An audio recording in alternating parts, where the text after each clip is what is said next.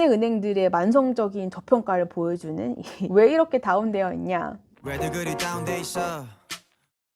1월 2일 새해 벽두부터 국내 은행주들의 움직임이 심상치 않았습니다. 신한 18%, 우리 10%, 국민 19%, 하나 18% 이런 개별 은행주들 보면은 기본 두 자릿수 상승했고요. 이제 이거 일주일 만에 만든 이런 상승률인데 원래는 1년치를 보더라도 1월 2일까지만 해도 마이너스 두 자릿수였던 은행주들에게 심상치 않은 일이 생긴 것 같습니다.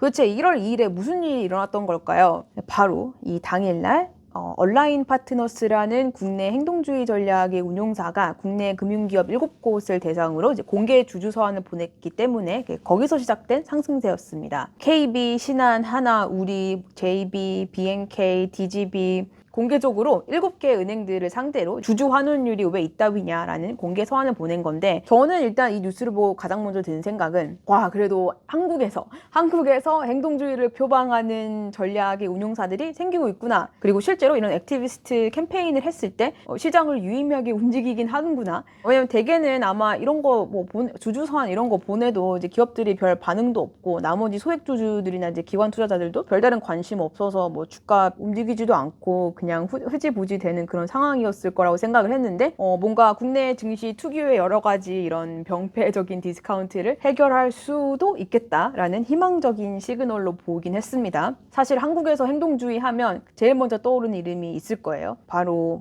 엘리어트. 2018년 엘리엇이 현대차 지배구조에 대해서 문제 삼았던 적이 있죠. 그래서 언론에서 굉장히 크게 다뤘었는데 현대차 그룹은 현대모비스를 분할해서 이제 현대글로비스와 합병을 하고 이제 모비스를 지배회사로 삼겠다라는 이런 지배구조 개편 방안에 엘리엇이 반대를 했었던 건데요. 그냥 자꾸 그렇게 하지 말고 그냥 지주회사로 좀 합쳐봐라 라고 이제 의견을 제시했던 엘리엇이지만 국내 여론의 반응은 엘리엇을 완전 아주 천하의 나쁜 놈으로 취급을 하기 시작을 했었고 이제 항상 이럴 때 나오는 그런 키워드들이 있어요. 이 투기성 외국 자본이 나쁜 놈들. 너네 단타 수익 보려고 현대차 이렇게 시비 거는 거냐. 현대차 지배구조 개편 헛짚은 엘리엇. 무리한 요구로 발목 잡기 나서 공격 본색 드러낸 엘리엇. 현실 불가능한 요구안 내놓고 결국 한몫 챙기려는 꼼수 뭐 이렇게 표현을 하고 있네요. 일단 이게 뭐 누가 맞고 틀리고를 다 떠나서 그냥 한국 인식을 봤을 때 외국 자본에 대한 좀 남다른 아픈 사연이 있잖아요. IMF 이후로 많이 겪었던 외국 자본이 한국 기업 건드리기만 하면은 뭐 이제 국부 유출로부터 시작해서 이제 뭐 먹튀하려고 그러는 거다. 투기성 헤지펀드 뭐 이게 무슨 말인지도 모르겠지만 뭐 그런 인식이 있었던 거죠. 그래서 아무리 엘리엇 측에서는 이제 행동주의 펀드로서 주주가치 제고를 위함이다 뭐 이런 식으로 설득을 하려고 했어도 결과적으로는 당시 현대차의 높은 지분을 보유하고 있었던 국민연금이 현대차의 손을 들어주면서 엘리엇의 제안은 무산되게 되었고요. 엘리엇은 한국 정부를 상대로 8,400억 원 손해배상까지 청구를 했었습니다. 아무튼 한국에서는 행동주의 펀드 인식이 좋지 않았는데 실제로 그들이 말하는 주주 제안은 좀 말 그대로 주주를 위한 주주가치 제고를 위한 그런 제안이에요. 워렌 버핏이 한 말이 있어요. 주주가 된다는 것은 그 기업과 이제 동업한다는 것과 마찬가지다. 뭐 이렇게 표현한 적이 있었단 말이에요.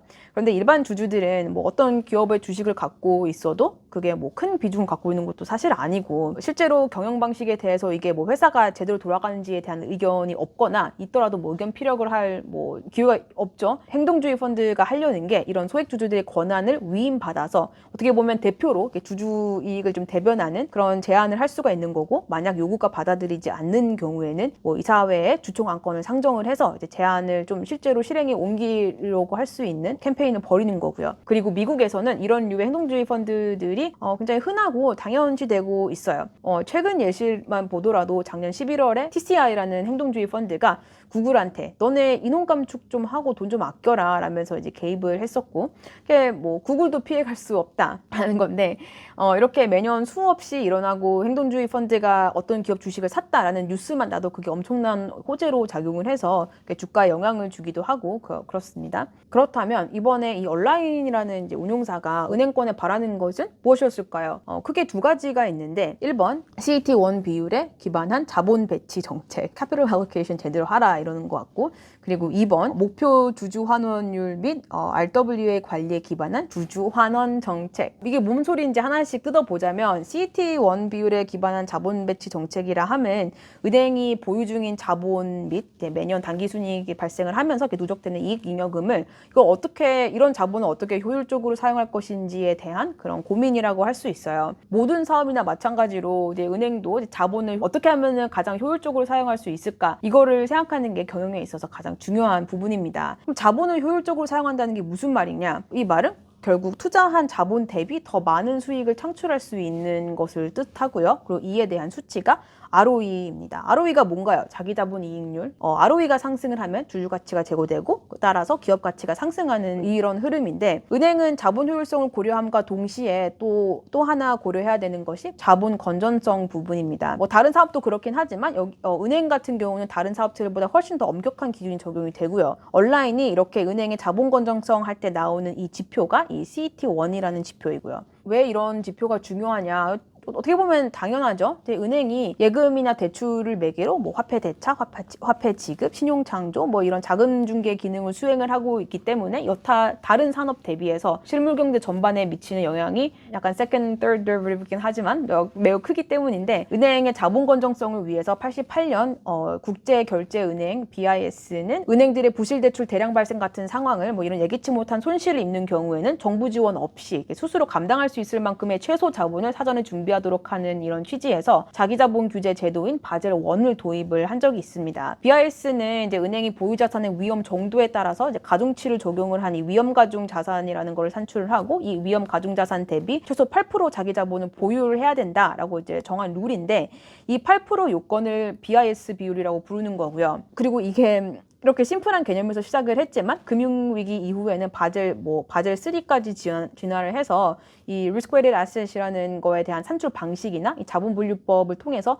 조금 더 점점 정밀하게 자본 건전성이라는 걸 측정을 하고 있고, 은행발 이런 금융위기라든지 이런 상황을 미리 예방하는데 좀 중요한 지표라고 할 수가 있어요. 그래서 지금 여기 온라인에서 얘기한 자본 배치 정책이라고 하면 지금 CET1이 이제 보통주 자본 비율, 위험 가중 자산 대비 보통주 자본의 비율을 말을 하고 있는데요. 비율 계산에 있어서 자기 자본 합산액을 적용한 BIS 비율보다 더 이제 은행 위기 대처 능력을 보기 좋은 지표이기 때문에 우리가 보고 있는 거고, 실제로 이제 표현이 있는 게 이 Common Equity Tier 1이라는 거의 개념이 It's the highest quality of regulatory capital because it can absorb losses immediately when they occur 이라는 이유에서입니다. 당장 은행에서 손실이 발생을 했을 때 바로 순자본에서 충당할 수 있는 류의 그런 자본이라고 생각할 수 있어서 이게 중요한 거고요. 그러면 지금 이 행동주의 펀드가 국내 은행들이 이 CET1이라는 걸 어떻게 관리하기를 원하는 걸까? 온라인은 은행들이 이익의 자본 적립을 통해서 지금 현재 규제 수준에서 2.5% 높은 수준으로 CET1 비율을 높일 것을 요구하고 있고요.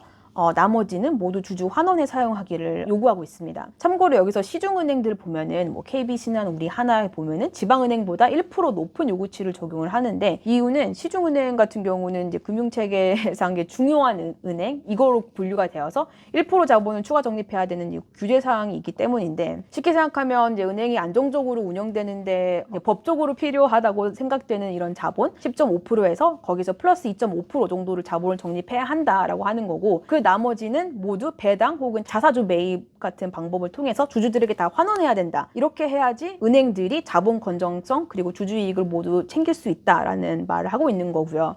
그런데 여기서 이렇게 생각해 볼 수가 있겠죠. 근데 원래 은행들 배당 많이 주는 거 아니야? 라고 할 수도 있는데, 보통 은행주가 고배당주로 분류되긴 하잖아요. 근데 이거는 배당 수익률 기준으로 봤을 때 고배당으로 할 수도 있겠는데, 국내 4대 금융지주의 배당 성향 페이아웃 레이시오를 보면 고작 20%대입니다. 심지어는 자사주 매입이 거의 없다시피 해서, 일단은 지금 주주 환원율이라고 우리가 생각할 수 있는 게 배당 성향, 배당 페이아웃 레이시오밖에 없어요. 이게 그냥 24%가 전부인 거예요. 배당 성향이라는 것은 실제로 이제 배당을 할 수 있을 만한 그런 현금 여력에서 얼마큼을 배당을 해줬는지에 대한 그 비율을 말해주는 건데, 여기 18년도에서 21년도까지 추이를 봤을 때 국내 4대 금융지주가 10조 벌면 2조, 2.5조씩을 주주에게 배당을 했다고 하는 거예요. 결국 주가가 상대적으로 싸지기 크기 때문에 이제 배당률은 높아 보이지만 실제로 번 돈의 얼마만큼을 배당을 했느냐를 기준으로 놓고 보면 딱히 뭐 많이 배당을 한 거는 아니다라는 게 되는 거고요.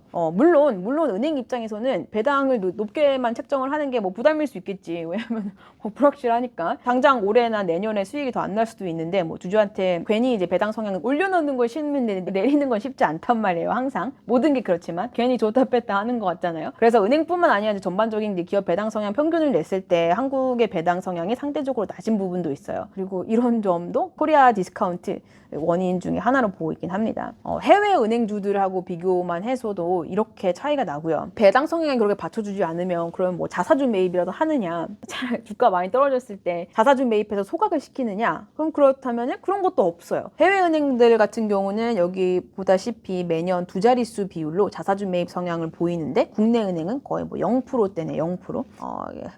주가를 상승시키고자 하는 열정이 없는 건가? 심지어는 자사주 매입하더라도 소각시키는 게 아니라 뭐 신한에서는 바이백을 이제 한 자사주로 이제 오렌지 생명보험 인수금으로 쓰지를 않나. 그렇다면 이제 주가 부양을 위한 그런 바이백이나 주주 환원을 위한 바이백의 의미가 좀 퇴색된 건 맞죠. 자, 두 번째는 목표 주주 환원율 및 RWA 관리에 기반한 주주 환원 정책인데요. 일단 목표 주주 환원율은 비교적 이해하기가 쉬워요. 이제 뭐 배당이 됐던 자사주 매입이 됐던 단기 순이익의 뭐 몇 프로를 주주에게 환원할 것인지에 대한 계획을 명확히 해달라 이런 말인데 중기적으로 50%대까지 뭐 확대해달라는 말 같습니다. 그럼 여기서 나오는 이 RWA 관리라는 게 정확히 무슨 말일까? 아까 잠시 나왔던 위험가중자산, Risk-Weighted Asset이라는 단어이고요. 한국의 시중은행들이 주로 다루는 상품이 이제 대출이니까 대출 규모가 늘면 이제 위험가중자산도 늘어난다고 볼 수 있습니다. 이 위험가중자산의 성장률을 우리나라 이제 명목 GDP 성장률 전망치인 4%에 맞추자라는 건데요. 뭐 무슨 의미에서 GDP를 기준치로 얘기하는 거는 알겠어요. 이제 보통 경제 성장이 빠르면 그만큼 이제 대출 수요도 많고 대출 규모도 빠르게 증가하는 게 뭐 정상적이겠죠. 그렇다는 거는 우리나라 경제 성장률에 비해서 지금 RWA 증가율이 너무 높다라고 지적을 하는 것 같습니다. 아니 그러면은 RWA 증가율이 뭐 적어지면 어떻게 되나? 아까 그 CET1이 보통주자본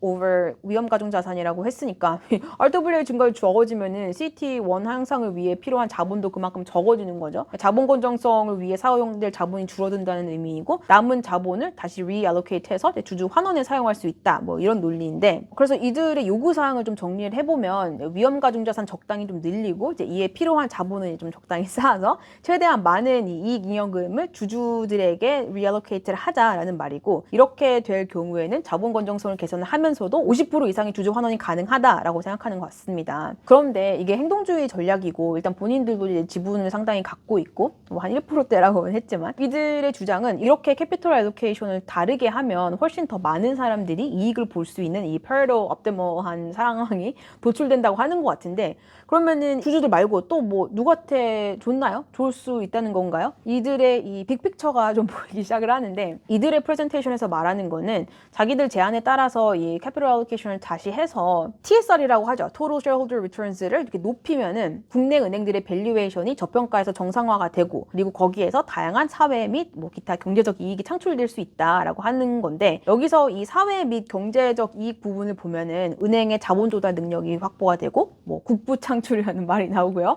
한국 주식시장의 신뢰도 향상, 뭐 레버리지 수준 안정화 등 굉장히 뭔가 좋아 보이는 말들이 많이 나오고 있어요. 뭐 좋은 효과인 것 같네요. 이게 어떻게 된다는 걸까? 어쨌든 이들 말에 따르면 이 은행 저평가가 지금 홀드하고 있는 이런 unlocked value라는 건데 우리가 지금 4대 은행이라고 하는 시중은행들의 순자산 및 이제 시가총액 현황을 지금 보여주고 있어요. 시가총액이 이들이 지닌 순자산, 즉 자본의 0.3배, 0.4배 수준으로 거의 한 3분의 1 수준으로 거래가 되고 있고 이게 코스피 평균의 0.8배, 절반 정도밖에 안 되는 수준이다라고 하고 있고요. 때문에 지금 시중은행들이 디스카운트를 굉장히 세게 받고 있다. 이렇게 시가총액을 순자산으로 나눈 비율을 우리가 말하는 이 PBR, Price to Book Ratio라고 하는데 여기서 이 book은 말 그대로 book value를 의미를 하고 이제 기업이 당장 폐업한다고 가정했을 때 기업들이 가진 자산을 모두 매각해서 부채를 정리하고 남은 청산 가치를 뜻합니다. 그렇다면 이렇게 생각할 수 있죠. 예를 들어서 현금 1억이 있어요. 막상 다른 사람들이 나의 가치를 평가할 때는 한 3천만 원, 4 4천만 원밖에 평가를 해주지 않는 그런 상황인 거죠. 내가 갖고 있는 실제 그 에셋, 돈보다도 시장은 나를 훨씬 더 적은 가치로 평가를 한다는 것. 그러면은 반성할 만하죠. 그뿐만이 아닙니다. 지금 미국, 싱가폴, 대만 등 이런 해외 주요 은행들 그리고 국내 은행들을 비교를 해보면 국내 은행들이 굉장히 저평가를 받고 있다. PBR 비율만 봐도 아무리 나라별로 상황이라든지 비즈니스 환경이 다르다는 걸 고려를 해도 지금 적게는 3배에서 많게는 4배까지 차이가 난다는 거는 이 PBR이. 그러면 우리나라 은행들이 외국 은행들 대비 이 펀더멘털 또는 뭐 경영 실적이 별로 뭐 안 좋은 건가? 도대체 이 디스카운트는 어디서 나온 건가? 라고 생각해 볼 수가 있는데요. 근데 보통 이제 이 은행이 뭐 잘하고 있나를 볼 때 크게 뭐 수익성, 자본 적정성, 그리고 자산 건전성 이 3가지 정도 지표를 볼 수 있습니다. 온라인도 여기서 친절하게 설명을 해주고 있는데요. 그리고 대표적인 수익성 지표인 ROE를 보면은 이건 해외 은행 대비 뒤처지지 않는 모습을 보이고 있어요. 그래, 그러면 이제 수익성은 오케이. 국내 은행도 수익성 오케이. 그럼 자본 적정성 괜찮나? 보면 시중은행, 지방은행 모두 규제 수준을 상회하는 수준으로 지금 CET1 캐피털을 쌓고 있고 지금 신한 KB 하나 같은 경우는 지금 미국 은행들인 시티, JPM, 뱅크 오브 아메리카보다 훨씬 더 많은 티어 1 캐피털을 쌓고 있죠. 유사시에 발생할 수 있는 위험에 충분히 지금 대비할 만한 자본이 있다라고 보여지고 있습니다. 그러면은 자본 적정성도 오케이야. 그럼 뭐가 문제지? 자본 건전성이 문제인가? 부실채권 비율, NPL 비율을 볼 수 있겠는데요. 이것도 막상 보면은 해외 은행들의 비중 대비해서 수치가 낮죠. 그럼 이것도 오케이인데 그럼 뭐가 문제일까? PBR을 보겠습니다. 국내 은행들의 만성적인 저평가를 보여주는 이 PBR 차트인데요. 왜 이렇게 다운되어 있냐? 온라인은 국내 은행주들의 저평가의 진짜 문제는 이게 펀더멘털이 문제가 아니라 본인들이 제기했던 이제 문제인 이 캐피털 알로케이션 그리고 이 TSR 재고 문제라고 하고 있어요. 근데 이것저것 이제 비교를 해보고 있는데 막상 이것저것 뜯어보니까 종합적으로 이 주주 환원율만 엄청 차이가 났던 거죠. 결과만 보면은 여기에서 우리는 단순히 이 환원율을 비교해서 우리도 그러면 배당 더 많이 주면은 은행주 주가 오르겠네 이렇게 생각한다기보다는 이 환원율이 높아지면 그러면 저평가가 해소될 수 있을 그리고 그에 대한 이 로직을 이해하는 게 중요합니다. 그리고 이런 걸 이해를 하려면 은행이 이익잉여금이 생겼을 때 어떠한 선택을 할 수 있는가를 먼저 보면 알 수가 있는데요. 다른 기업들이랑 똑같아요. 이제 이익잉여금이 생기면 사업에 재투자하거나 주주들에게 환원하거나 그런데 지금 이 온라인이 제안하는 논리대로라면 은행들은 주주들에게 이제 환원하기보다는 그동안 이제 사업에 재투자를 해왔고 이제 특히 은행의 본업인 이 여신 성장에 투자를 과도하게 하고 있다. 맞죠? 그래서 경제 성장률보다 높게 RWA가 증가를 하고 있고 이게 곧 CET1 적립에 부담으로 작용을 해서 자본이 비효율적으로 사용될 수 있다라고 지적을 했었죠. 물론 이제 어느 기업이나 이제 이익을 좀 유보해서 그걸 다 성장에 재투자할 건지 뭐 주주들에게 돌려줄 건지 이거는 이제 경영 그 매니지먼트 디시전이긴 한데 지금 현재 국내 은행들을 보면은 한국이 이미 이 고도 성장기를 지나면서 이미 시장이 성숙해졌고 어느 정도는 더 이상 높은 성장률을 기대하기는 어려운 상황인데 지금 기업 가치 제고 측면에서 볼 때 이 은행 그 BM에 대한 그런 성장보다는 주주 환원율을 좀 높일 필요성이 있지 않느냐라는 입장인 것 같아요. 온라인에서 주주 입장에 서서 간단한 이제 예시도 들어줬는데요. 가령 이제 국민은행 주가가 5만 원이고 주당 순이익을 15,000원씩 창출한다고 봤을 때 순이익을 전부 배당하는 케이스 그리고 대출에 재투자해서 추가 이익을 창출하는 케이스를 두고 이게 비교를 하고 있습니다. 우선 이제 EPS를 전부 배당으로 이제 써버리면 이제 주주 입장에서는 그냥 15,000원 그냥 그대로 받는 거죠. 물론 배당 받을 때 뭐 세금 15.4% 떼고 모르겠어요. 12,960원에 받겠지만 그거 말고 어쨌든 15,000원에 받는데 사업에 이제 재투자가 되는 경우에는 이거는 자본의 재투자 개념으로 봐서 국민은행 ROE가 10%니까 1,500원의 이익이 추가 발생을 할 것이고 또 이거를 지금 현재 PER이 한 3.6배니까 3.6배에 적용을 하면 주가에는 5,400원 정도 이제 주가 상승 여력으로 이제 기여할 수 있을 것이다라고 추산된다라는 거고요. 내가 5만 원짜리 국민은행 주식을 한 주를 가지고 있다고 가정을 하면 주주 환원 옵션인 경우에는 최종적으로 떨어지는 12,960원을 받을 수 있지만 기업에 재투자가 되는 경우에는 주가가 한 5,400원 정도 오를 수 있다라는 계산인데요. 이마저도 시장이 실제로 이 PER을 적용시켜줄지 말지에 대한 그런 게 있지만 그래서 이들이 말하는 거는 지금 당장은 주주 환원을 하는 게 주가 및 주주 이익에 훨씬 더 이득이고 만약에 현재 이 저평가 문제가 해소된다면 그때 가서 다시 이제 뭐 사업 재투자를 하던 뭐 이런 식으로 이제 캐피털 알로케이션을 원래대로 하는 거를 권유하고 있는 것 같습니다. 또 재투자라고 했을 때 이제 원래 하던 그 BM에 대한 재투자도 있지만 또 M&A가 있는데 여기에 대해서는 사실 온라인의 이창원 대표가 최근 인터뷰에서 뭐 요즘 M&A 시장 평균 멀티플이 한 10에서 15배 정도 된다고 하면서 이제 결국에는 그게 하는 게 뭐냐, 비싸게 사와가지고 현재 완전 너무 싼 이 은행 멀티플에 그냥 귀속시키는 꼴이라고 지적을 한 게 기억이 납니다. 결국 이러나 저러나 재투자하지 말고 주주환원이 답이다 라는 말인데요. 돈도 안 되고 도움도 안 되고 이 온라인의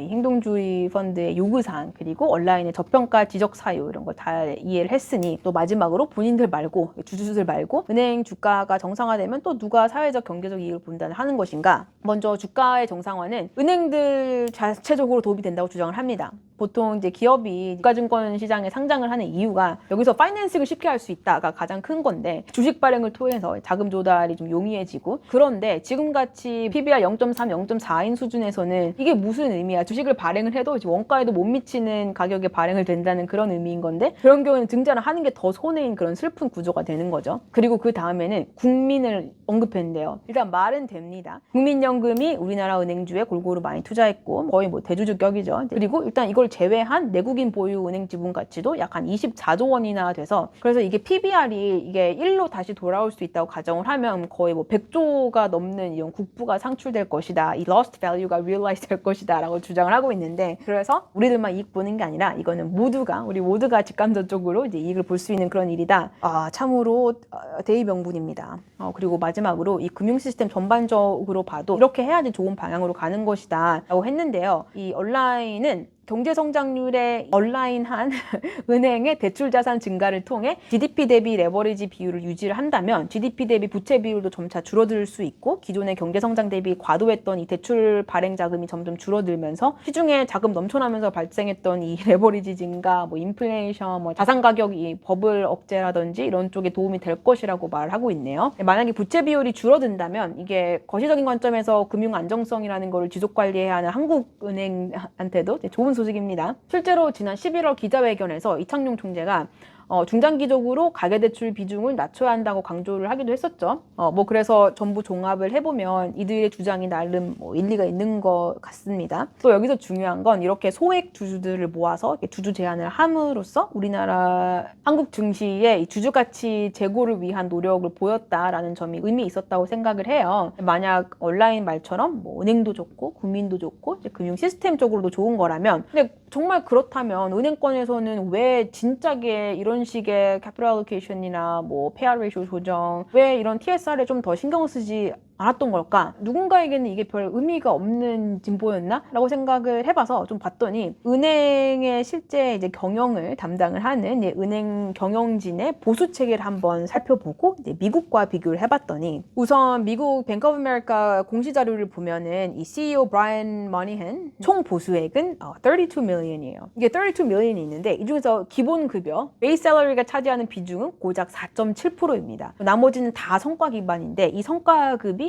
전부 주식으로 나가요. 다 주식으로 타이가 되어 있고, 그럼 이제 주가에 신경 안 쓸래 안 쓸 수가 없겠죠. 이게 너무 완벽하게 모든 게 온라인된 상태, 그 인트레스트가 내가 경영을 잘해서 주가를 올려놓으면 그만큼 내 보상이 커지는 굉장히 당연한 논리인 건데, 성과 연동 주식의 성과 달성 조건을 보면은 예를 들어서 여기처럼 3년 평균 ROA라던가 3년 평균 이 tangible book value 이 성장률에 따라서 이제 지급되는 주식 수 역시 달라지고 있죠. 그렇다는 거는 미국 은행들 CEO들은 수익률과 자본 건전성을 동시에 고려해야지만 이 성과 달성이라는 거를 할 수가 있는 거고, 또 그렇게 된 결과가 주가 상승으로 이어져서 주식이 올라야지 내가 받는 보상도 더 커지고, 너무 당연하게 개인의 목표와 이 회사 이 주주가치 제고와 이 주가 부양 이 모든 경영 목표가 하나로 이제 일치되는, 이제 온라인되는 쉬운 구조라고 할 수가 있는데, 그런데 미국은 말이 돼요. 일단 미국 은행들을 보면은 ROE랑 PBR 상관관계가 높아서 이 수익 관점으로 이 ROE를 올리려다 보면은 PBR 성장도 자연스럽게 이어지고,